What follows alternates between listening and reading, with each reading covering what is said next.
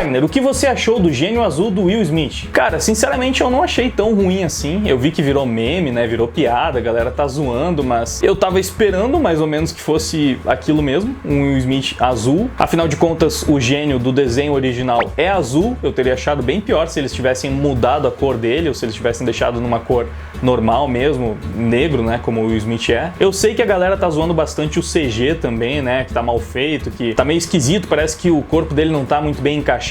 Eu não sei se é o CG final também. Eu vou esperar um pouco mais pra tecer minhas opiniões, porque é o primeiro trailer, tá demorando bastante pra eles liberarem conteúdo, então eu tô achando que talvez a produção do filme tá um pouco atrasada. De repente os efeitos não estão finalizados ainda. Sei lá, mano, eu sei que tem bastante gente fazendo piada, que estão fazendo memes e montagens, mas eu vou esperar um pouco mais, porque na verdade, assim, eu só vou saber realmente o que eu vou achar depois que eu assistir o filme.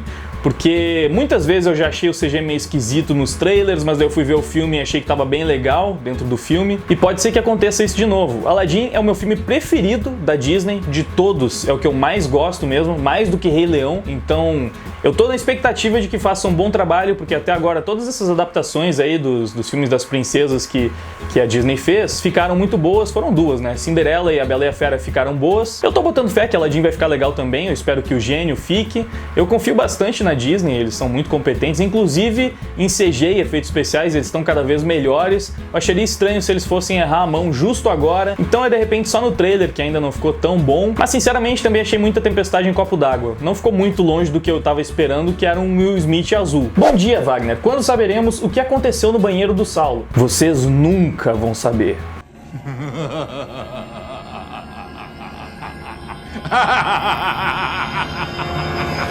É sério, é segredo mesmo. Já jogou algum MMORPG? Se sim, qual? Se não, tem vontade de jogar algum? Mano, eu já joguei vários na minha adolescência aí, eu já fui viciado em Tibia, eu joguei bastante também Mu Online, Gunbound, RuneScape, tiveram alguns, eu nem lembro exatamente quais eu joguei. Um que eu nunca joguei, mas eu tive vontade, só que na época, sei lá, era muito pesado pra baixar, eu nem sabia direito como, era Ragnarok. Eu sempre achei que parecia um jogo legal, sempre tive curiosidade. Hoje em dia eu não jogo mais há muito tempo esses MMORPG e consomem bastante tempo, um tempo que eu não tenho. Eu sei que parece que tem uma versão nova aí de Ragnarok e eu até fiquei curioso, acho que pensei em jogar, mas no fim das contas continuei só no meu LOLzinho mesmo. Wagner, a segunda temporada de One Punch Man sai em abril. Você pretende fazer análises e vídeos relacionados quando sair? Cara, certamente vão rolar alguns vídeos de One Punch Man. Eu não sei se eu vou fazer uma análise, porque eu tô meio que parando de fazer as análises semanais dos animes, como eu já falei em outros vídeos, mas certamente vai ter algum vídeo de One Punch Man. Tem um que eu já tô preparando, que eu vou lançar quando for mais perto aí da data do lançamento, que é uma parte 2 ali do confronto do Saitama contra o Goku, que eu quero trazer novos argumentos, dar uma repaginada naquele primeiro vídeo, e possivelmente eu vou sim fazer uma análise de talvez algum acontecimento marcante que tiver ao longo da série, certamente uma análise final da temporada, né, que eu vou acompanhar com toda certeza e vou falar o que eu achei no final dela. Agora, as análises semanais, especificamente, né, episódio por episódio, essas eu não prometo.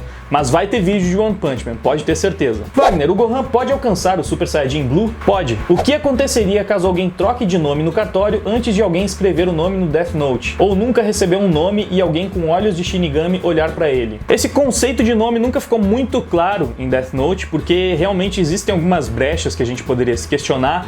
O nome é o quê? É simplesmente a forma como as pessoas são chamadas no momento em que elas nascem? Ou é o nome que foi registrado em cartório? É um nome registrado legalmente? Não parece que faria muito sentido ser dessa forma, porque, não sei, não deveria ter uma conexão entre o mundo dos Shinigamis e o cartório, os cartórios do mundo real, né, da Terra. Então eu diria que é bem provável que o nome que vale para a pessoa é realmente a forma como ela é conhecida originalmente, podemos dizer assim. Eu acho que você mudar de nome no cartório, mudar de nome legalmente, não vai alterar um nome que funciona no Death Note. E isso também acabaria servindo para as pessoas que não têm um nome, que nunca foram registradas. O nome nada mais é do que a forma como você chama alguém. Então acho que é praticamente impossível existirem pessoas que não têm nenhuma forma de serem chamadas em nenhum momento. Provavelmente, se a pessoa não tem um nome registrado, o olho do Shinigami vai identificar a forma como aquela pessoa é habitualmente conhecida ou habitualmente chamada. Então o nome deve ser basicamente a forma de identificar ou assimilar uma pessoa a um significado mesmo, né? A alguma coisa que você possa escrever. Portanto, acredito que se a pessoa muda de nome legalmente, continua valendo o primeiro nome que ela teve, e se a pessoa nunca teve um nome registrado, vale a forma como aquela pessoa é costumeiramente chamada, como ela é mais conhecida. Quem é o mais bebum da banda? Ah, certamente que é o Bolli. É mentira! Olha só pra essa cara de cachaceiro que ele tem. O Bolli é um perigo, cara. Você deixa ele perto de uma garrafa de bebida assim, você pisca o olho, já sumiu dali, bebe tudo, todas. Wagner, por que você acha que as adaptações de HQs americanas em live action ficam boas, filmes de super-heróis como Batman, Homem de Ferro, Vingadores, etc., e adaptações de mangá em live action não? Você acha que é por conta do orçamento ou é porque não combina mesmo? Abraço, sou seu fã, manda salve pra mim. Um salve, Guilherme, e cara, eu acho que tem muitos motivos, na verdade. Primeiro que HQs e mangás são muito diferentes. Os mangás geralmente são escritos inteiramente por um único autor e eles têm uma história linear, uma história fechada, geralmente é uma grande história, enquanto as HQs funcionam mais com pequenos arcos, são pequenas histórias, já foram escritas por vários autores diferentes. Então você tem alguns arcos das HQs que são praticamente filmes mesmo, são histórias que elas não são tão longas e você consegue enxugar muita coisa sem perder muita da essência e adaptar aquilo de forma que levar esse conteúdo da HQ para um formato de filme, de cinema, é muito mais fácil. Por exemplo, você vai contar a origem do super-herói, você vai colocar ali também a origem de um dos seus vilões, você vai fazer eles se enfrentarem no final e pronto, esse é um filme. É relativamente fácil você produzir um filme dessa forma. Agora, os mangás costumam ser bem mais complexos, bem mais elaborados do que isso, e você não consegue sintetizar toda a história de um mangá em um único filme. Você realmente precisaria fazer uma série de filmes. A gente pode até pegar os exemplos dos filmes que deram mais certo, né? Que foi Samurai X e Bleach. Esses dois, eles seguiram um pouco mais o padrão ocidental de narrativa, digamos assim, porque eles apresentaram uma origem dos personagens, né? Uma origem do universo principal, um grande vilão, você tem esse embate final e a história encerra. Foi mais ou menos assim, você conta um pouco qual é a história do mocinho, você ambienta o universo e mostra um vilão para que eles se enfrentem e assim você fecha. Só que tem muitos casos em que isso não funciona muito bem. Por exemplo, como é que você vai fazer isso no filme de Fullmetal Alchemist, sabe? Não tem... Você conta a história dos personagens, aí tem um grande vilão que eles vencem e deu. Porque a jornada é muito mais importante do que um embate específico. Eles não são heróis tentando salvar um mundo. Não, eles têm toda uma história própria que eles precisam de muito tempo para desenvolver. Eu acredito que a maior parte dos mangás funcionaria muito melhor se adaptado no formato de série, justamente porque precisa de mais tempo para conseguir construir toda a história, geralmente. E esse é só um dos problemas. Como os heróis já tiveram muitas releituras e nas HQs você tem vários autores fazendo coisas diferentes com os personagens, você tem muito menos restrições do que é possível fazer com eles no cinema. Você pega as adaptações de HQs, elas não são nada fiéis, assim, elas mudam muitas coisas das histórias originais dos quadrinhos, mas ainda assim você sente que elas são muito fiéis porque elas preservam muito da essência dos personagens e do universo. Com os mangás e os animes isso já não funciona muito bem,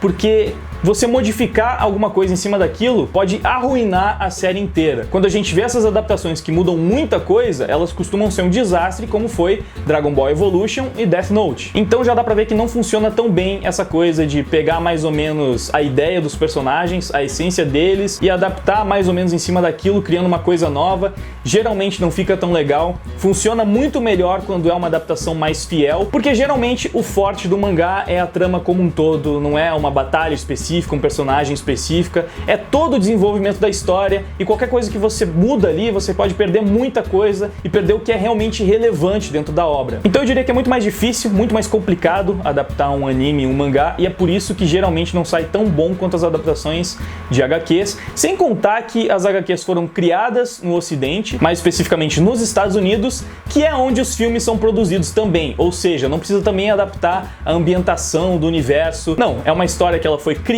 nos Estados Unidos por americanos e depois o filme também foi criado nos Estados Unidos por americanos, então é muito mais simples, né, fazer funcionar. Tanto é que apesar dos pesares, né, apesar da interpretação meio tosca, que eu acho que eu não gosto muito das interpretações dos atores japoneses, costuma dar muito mais certo o live action quando ele é produzido por japoneses do que quando os americanos tentam fazer essas adaptações. Mas provavelmente se você pegar uma história pequena e fechada de alguma obra japonesa e adaptar para os Estados Unidos sem mudar tanta coisa, tentando ser fiel fiel, com bons atores e tal, acho que dá pra fazer uma coisa legal. Certamente dá pra fazer. Só que as obras mais famosas, que costumam ser muito longas, sei lá, Naruto, Dragon Ball e tal, é bem mais complicado, por todos os motivos que eu já citei. Entre o Superman, Capitão América e o All Might, quem você acha que cumpre melhor o papel de símbolo da paz? Ah, pra mim, sem dúvida, é o All Might. Até porque ele meio que tem um arco já fechado, e isso é uma coisa que até pode fazer paralelo com a resposta anterior, porque nas HQs você tem muitas versões dos personagens, eles continuam existindo aí até hoje, novas histórias, novos filmes. O All Might, ele já tem o arco fechado dele, e ele foi um grande símbolo da paz em toda a existência canônica dele, podemos dizer assim. O cara representa, em essência, o que é ser um super-herói. Ele foi do começo até o fim da sua história o símbolo da paz na versão canônica. Nas HQs você vai ter várias histórias do Capitão América e do Super-Homem que deturpam completamente esse sentido, e inclusive você tem adaptações para outras mídias. Por exemplo, para mim o Superman do Zack Snyder, né, o da Liga da Justiça atual, que nem vai mais ser, eu não sei, vai rebutar, aquele Superman para mim não é um símbolo da justiça, enfim, um símbolo da paz de jeito nenhum. É um personagem muito mais vazio, sem carisma, que não consegue transparecer todo o heroísmo e tudo que o Superman deveria representar. Então você tem muitas versões do Capitão América, do Superman, que não vão representar tão bem essa questão do símbolo da paz quanto o All Might representou ao longo de toda a sua história. O que significa Purim Pix e por que pensaram nesse nome? Cara, uma história meio estranha. Purim Pix é a minha banda, pra quem não sabe, é a minha banda autoral. Já vou deixar um card aqui pra você escutar uma das nossas músicas, caso não conheça. Mas basicamente a gente pensou nesse nome porque o Saulo e o Tayan, que são os dois guitarristas da banda, eles estavam com uma marca de camiseta deles lá, que eles estavam tentando criar, e eles estavam pensando em algumas estampas para essas camisetas. Era uma coisa meio na vibe rock mesmo, e eles pensaram numa estampa que seria uma garrafa servindo palhetas em um copo, como se fosse tipo assim, tu vai num bar e aí tem uma garrafinha servindo várias palhetas dentro de um copo, uma coisa meio conceitual. E aí Purim Pix significaria literalmente o que essa imagem representa, que é servindo palhetas. Só que a gente mudou a grafia de palhetas para ficar PX, mas o som continua a mesma. Se você falar Purim Pix, é como se você estivesse falando servindo palhetas, só que com uma grafia diferente para ficar mais legal, enfim, para ficar mais bonito mesmo escrito. Foi daí que saiu o nome. A gente pensou em outras alternativas, que eu nem me lembro agora, mas todo mundo achou que Purim Pix tinha um som legal, né, soava bem, e decidimos que esse ia ser o nome da banda. Foi mais ou menos isso. Não é uma história tão incrível, mas esse é o significado para você que tinha curiosidade. Conceitualmente ainda podemos dizer que servindo palhetas seria como servir o rock, né, trazer o rock de volta, que é mais ou menos a ideia da estampa inicialmente, uma garrafa servindo palhetas, porque tem tudo a ver com guitarra e tal. Se toda regra tem uma exceção, essa regra também tem uma? Sim. Qual a coisa mais difícil que você teve que abrir de mão pelo canal e qual a coisa que o canal lhe trouxe? 2 abraços. Certamente o mais difícil foi abrir mão do tempo. Como eu já falei algumas vezes, no ano passado eu me dediquei muito ao canal e para isso eu deixei muitas coisas de lado, mas isso pode se resumir ao tempo. Eu tive muito menos tempo para mim, muito menos tempo para minha família, muito menos tempo para o meu lazer, para poder jogar, me divertir, sair com os amigos. Essa foi a parte mais difícil, mas eu tinha me condicionado a fazer aquilo pelo menos durante o ano de 2018. Eu consegui, me dediquei muito, lancei muitos vídeos, trabalhando praticamente sozinho o tempo todo, só que isso me trouxe uma grande recompensa, que foi poder trabalhar com o canal, viver disso aqui, ganhar um espaço como comunicador na internet, ganhar o respeito de vocês pelas minhas opiniões. Isso realmente é indescritível. Graças ao sacrifício que eu fiz, eu tô conseguindo hoje trabalhar com o canal de fato, sem precisar me preocupar com outras coisas. Consegui trazer o Bolly pro canal para me ajudar também, o que tá me dando mais tempo para poder aproveitar mais a vida e não ficar só trabalhando. Geralmente a vida é assim, né? Você precisa abrir mão de alguma coisa para conquistar outra, a lei da troca equivalente, mas valeu a pena, eu acho que valeu a pena. Wagner, qual o seu personagem favorito no League of Legends? Provavelmente é o Zed. Eu gosto bastante dele, eu gosto do Zed, gosto muito do Shen também, porque eu gosto de ninjas, né, como vocês podem perceber. E eu gosto também muito do Israel, porque ele é bem estiloso, só que eu jogo bem pouco de ADC, então poucas vezes eu utilizo ele. Só que eu jogo mais pelo mid e pelo top, então Zed e Shen são os meus favoritos. O Zed é mais legal, né, porque ele é um ninja das sombras, é mais assassino mesmo. Eu posso aparecer no seu vídeo como se eu estivesse do seu lado? É claro que pode, Emanuel, então hoje é a sua vez de ficar aqui ao meu lado enquanto eu encerro esse vídeo. Gostaria de pedir o seu like, isso é muito importante. Confere os links ali embaixo na descrição para você mandar sua pergunta. Dessa vez as perguntas foram mandadas no grupo do Facebook, mas muitas vezes vão ser na nossa comunidade da Mino, para quem faz parte do fã-clube. Então entra no grupo da Mino, faça parte do fã-clube, lá você vai ter mais chance de ter a sua pergunta selecionada, porque é um grupo mais seleto de pessoas, então naturalmente maiores as chances de aparecer aqui nos próximos vídeos. Não esquece também de se inscrever, de deixar o seu feedback aí embaixo nos comentários, de compartilhar com seus amigos. Muito obrigado pela sua audiência, por ter assistido esse vídeo até aqui. Agora eu vou indo, valeu, até mais, fui! Amplie a sua visão.